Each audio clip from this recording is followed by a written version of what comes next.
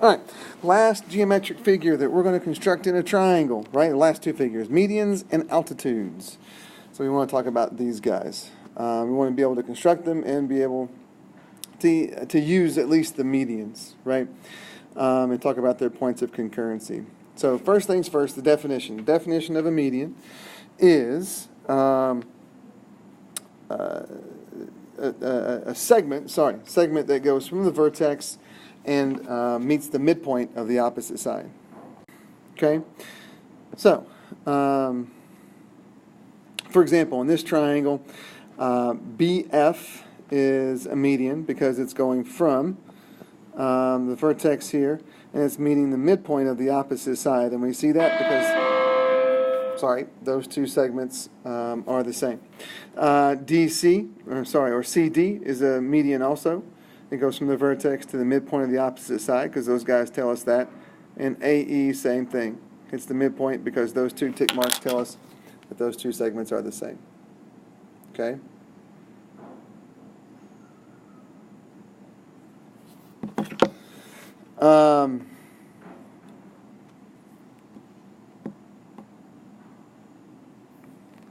The three medians do meet at a point of concurrency called the centroid, right? And the interesting part of a centroid is that it is the exact center of gravity for a triangle. So if you were to construct something out of some material in the shape of a triangle, that would be the exact balancing point. Probably would be a good idea to make sure that you support that point when you're making a triangle, to make sure that it's as sturdy as it can be. Okay, so here, point O is the centroid. Okay, all right. When you construct, all the things that you need to understand about a triangle when you construct the medians. ABC here has three medians. What are they? Right? Well, they're AE, they're BF, and they're CD. Right? And again, you know they're medians because these guys are midpoints, and you know that because these guys have been marked congruent. Right? From this diagram, you can also tell that point F, point D, and point E are all midpoints, right? And since they're medians, those point of concurrency is called a centroid, and so that point O is the centroid. Okay? All right. Finding the centroid. A couple different ways we can do that. Here we can throw a triangle into a coordinate plane, right? And then go find midpoints, right? We need to go find midpoints of all the sides, and therefore we can go through and draw our segments to all of, from the vertices to all those midpoints, okay? So let's go do that. Let's go start to find midpoints, and we can call these M, and M can be the midpoint for what? R and S. Right? That midpoint. Average the x's. 1 plus 3 is 4. Divided by 2. And then we go 4 plus 8 divided by 2. So we get 2 comma 6. So M is at 2 comma 6, which is right here.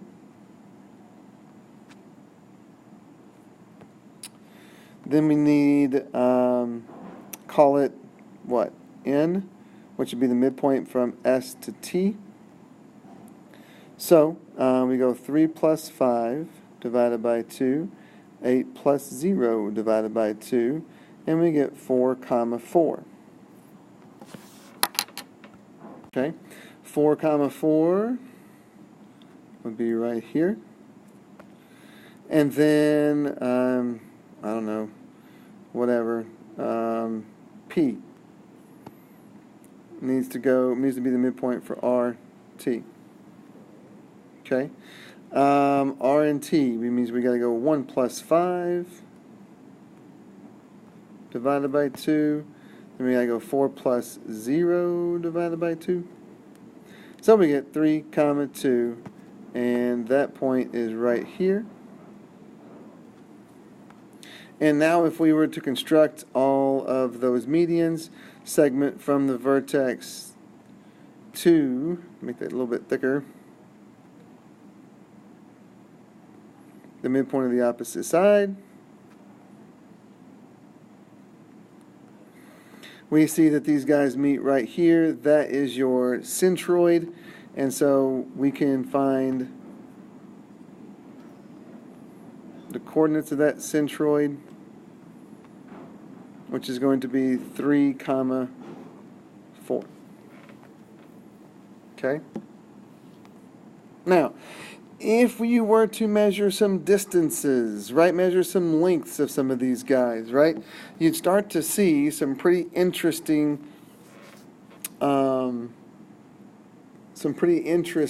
measurements, right? And the horizontal vertical lines become a lot easier to measure, right? If I want to measure the length of S to the centroid, right, this length right here, all I got to do is count grid lines. I go 1, 2, 3, 4. It's 4. If I want to measure this length right here, I go from P to the centroid, and it's 2.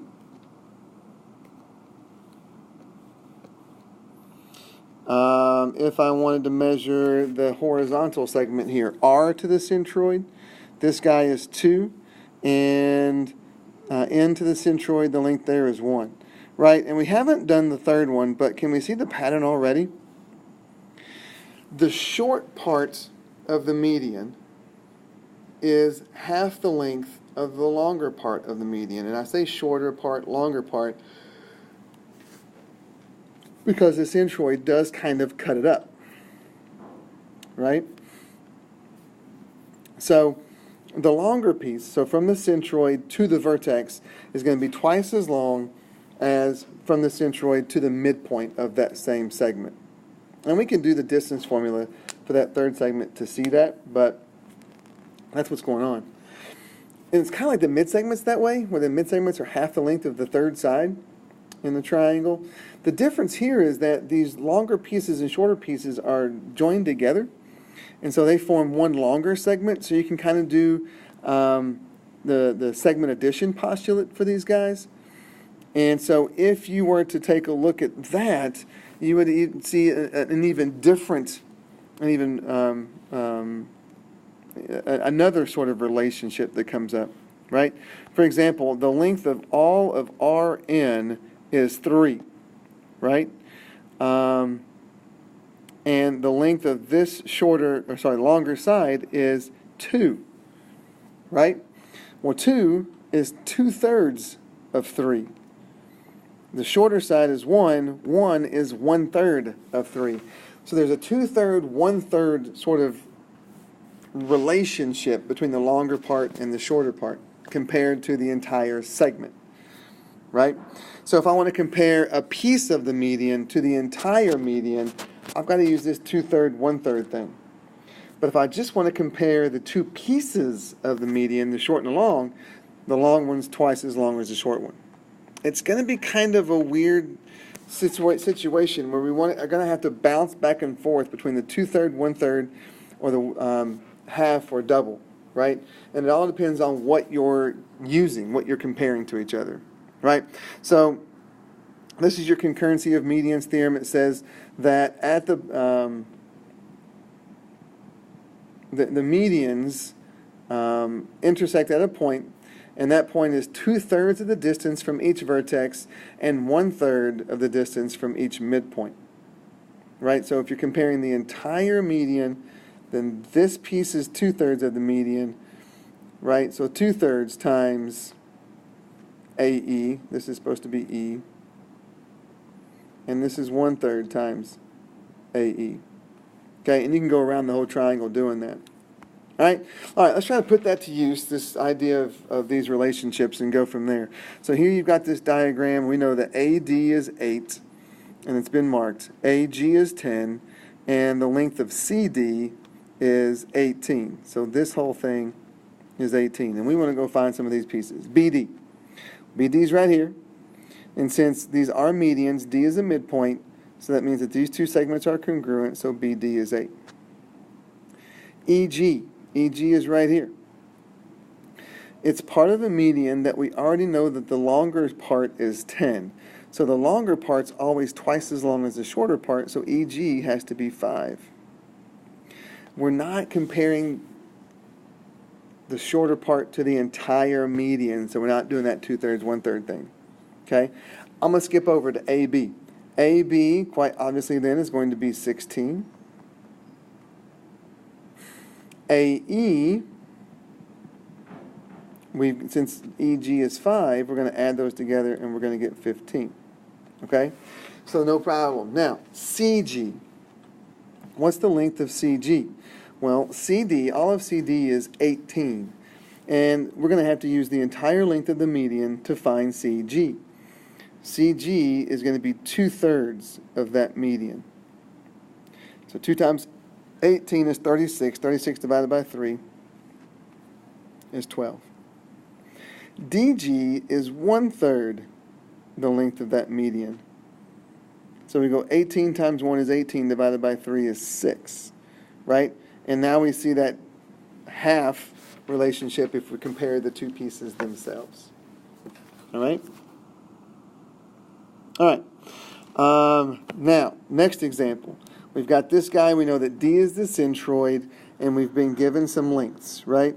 So BD is right here. BF is all of that median. So I know that BD is 2/3 of all of that median. So I'm going to take BF and I'm going to multiply it by 2/3. So I can figure out what to set BD equal to. 2 times 9x is going to give you 18x. 18x divided by 3 is 6x. So I want to take 4x plus 5 and set it equal to 6x. And it only asks for x, so I got to go solve this. Subtract 4x from both sides. Divide by 2. And you get 2.5, or if you want to leave it at 5/2, that would be even better. Either way is fine. Okay? So those are your relationships for your medians and the pieces of your medians. Okay? All right, next figure, altitudes. And there's not as much to altitudes. Altitudes are segments that will go from the vertex, and they absolutely have to be perpendicular to the opposite side. Medians have to absolutely be hit the midpoint of the opposite side. These altitudes need to absolutely be perpendicular to the opposite side, and they don't care how that happens, right? So here are two examples of altitudes. Makes sense that this altitude can be drawn from Q to the opposite side, and it is inside the triangle, right? But look at this altitude. This is still an altitude of a triangle. It's drawn outside the triangle. Why the heck? Well, like I said, if I want to take a segment and go from the vertex, and it has to be perpendicular, I could try to draw one like this, but that's not going to be perpendicular, right? Or I can draw one like this, but that's not perpendicular. The only way that this segment is going to be perpendicular, not even perpendicular there, is if it travels outside the circle, outside the triangle, and hit like this. It's obviously not hitting the opposite side of the triangle. Instead, it's hitting an extension of that opposite side. Right? So we might have to extend the side so that we can find that exact place where the vertex hits, where the segment hits, and to be perpendicular. Okay? It's kind of weird. This guy is going to be possibly drawn outside the triangle. Altitudes have a point of concurrency also. If you were to draw them all in, they are going to all meet at one place. That point of concurrency is called the orthocenter. Okay?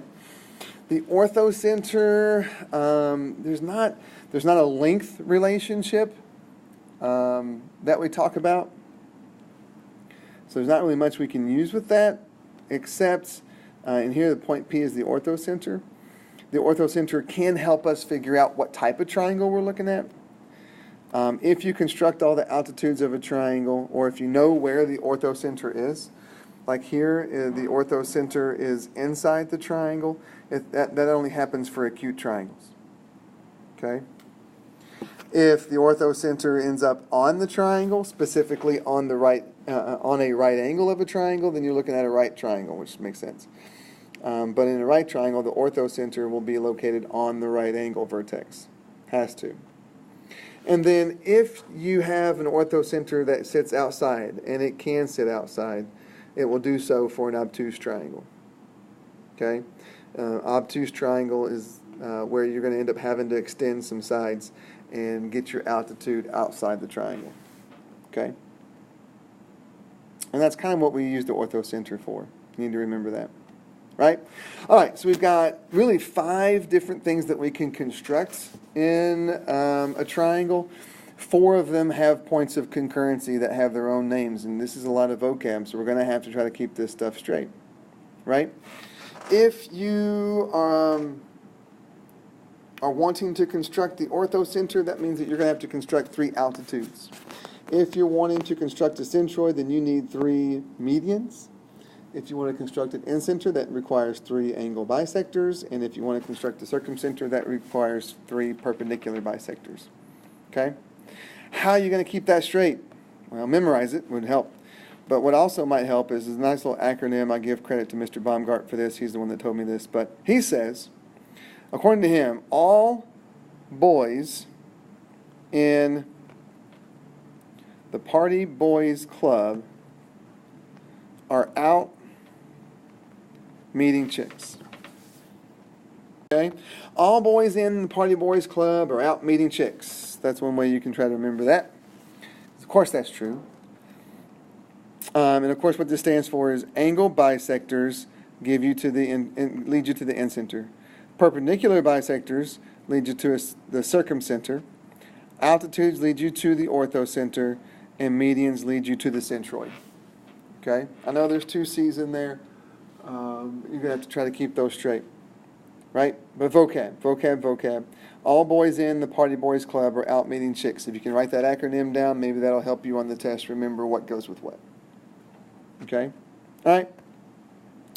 Now we're going to talk about constructing medians and altitudes, and unfortunately I can't do that here. So if you need to, come in and see me, and we'll talk through how to construct those guys. All right? Homework sitting out in Canvas. Get her done.